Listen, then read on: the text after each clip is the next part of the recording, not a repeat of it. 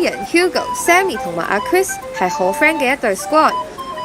好彩佢哋都一齊入咗 Hong Kong U， 仲讀埋同一科添。佢哋都真係幾 firm 㗎，幾乎每日都會約埋一齊傾下偈、食下飯、做下 project 咁。有陣時仲會一齊講下啲是非添。見就快 final 啦，佢哋就諗住一齊接字畫溫書啦。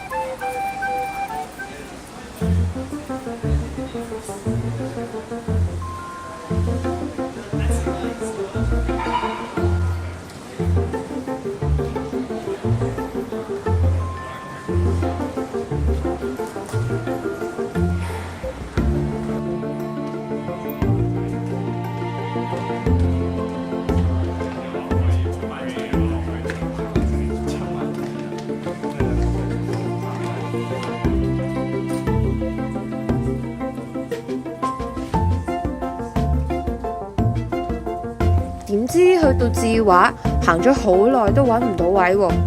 佢哋就唔打算再一齊溫書，諗住返屋企啦。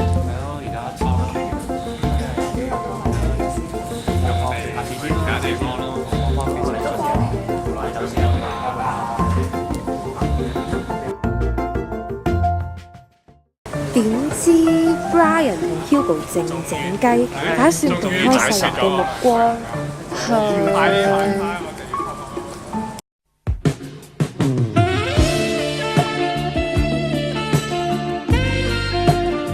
當佢哋進入高潮之際，殊不知，你做緊咩啊？喂，停低先。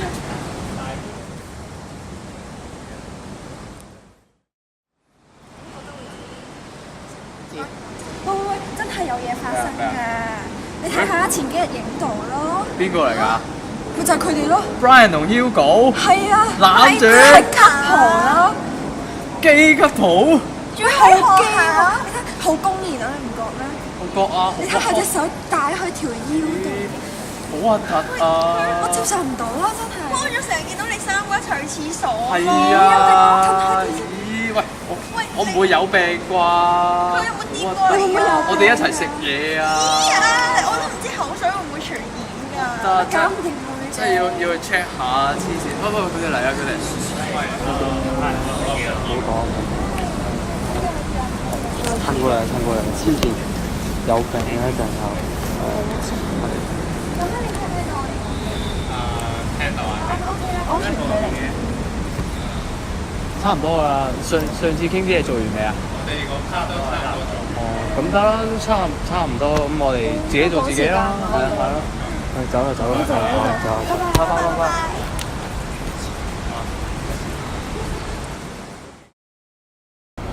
唔知咧，頭先嗰啲人咧咁樣對啲基 couple 啱唔啱咧？唔知喎，咁不如我哋去 U Street 度訪問下其他人點樣睇啦。好啊，你即刻去啦，不如 Let's go。我想問下你接唔接受到同性戀啊？接受到，接受到，接受到。咁你對同性戀有咩睇法啊？我覺得冇乜特別咯，都係即係性別呢樣嘢唔係一個即係阻礙愛情嘅問題。我覺得社會可以俾多啲包容佢哋啦，或者每個人都有自己選擇嘅自由啦，即係唔係話佢哋係特別嘅一類咯。我覺得應該將佢哋睇做正常人咯，因為大家都有揀中意嘅人嘅權利咁樣。我尊重佢哋。係，我覺得佢哋個人嘅意願咯，係。咁你對同性戀嘅睇法係喺邊度得翻嚟嘅咧？社交網站或者身邊嘅朋友。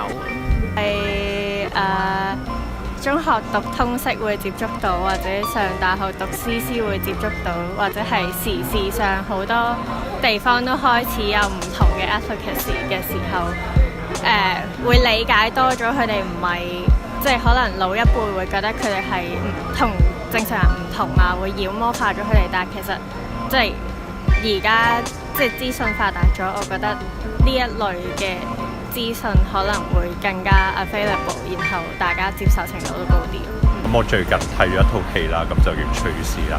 咁係講一個跨性別同埋啲 gay 同埋lesbian 佢哋對於同性戀嘅一啲睇法咁樣嘅。咁我睇完呢套戲，我嘅感受係，我覺得社會應該要俾多啲包容佢哋咁，同埋尊重嗰啲。係啦係啦。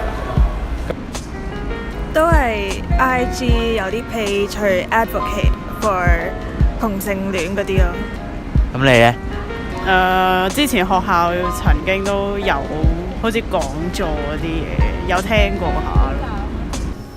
咁如果你有朋友係同性戀嘅話呢，你會有咩反應啊？如果我有朋友係同性戀，我唔會有任何反應咯，即係唔會有任何特別嘅反應，或者係即係都係覺得啊，你中意女仔就中意女仔都唔關我事。都真係有朋友係同性戀嘅，咁都冇乜㗎，咁出鋪咪恭喜佢哋咯，咁都係啦。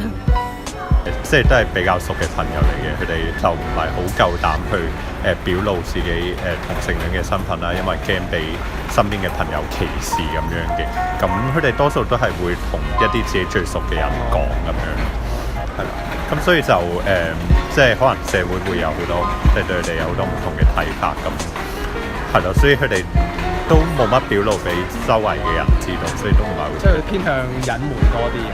係啦係啦，咁如果佢中意你嘅話，你會點啊？咁我睇下我中唔中意佢。即係如果你有中意佢嘅話，你係可以接受同佢一齊嘅。可以啊。OK。我覺得都係撇除性取向問題啦，即係一個人中意我咁，即係我係中唔中意嗰個人都唔係中唔中意佢嘅性別咯，咁所以我覺得係咯，都係當佢正常咁樣對待。我唔即係我唔會同佢拍拖，但係即係我會繼續當佢 friend 咯。我都覺得都會繼續同佢做朋友咯，係。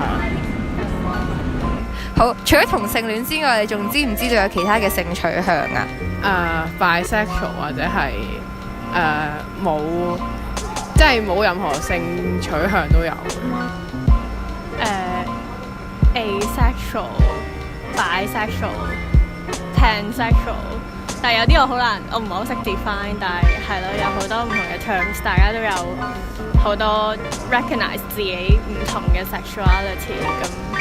我覺得係大家選擇嘅自由嚟嘅，咁 as long as 佢唔會，即係佢都唔會去干涉其他人嘅時候，我覺得我哋都冇得點樣，冇權去干涉人哋嘅選擇。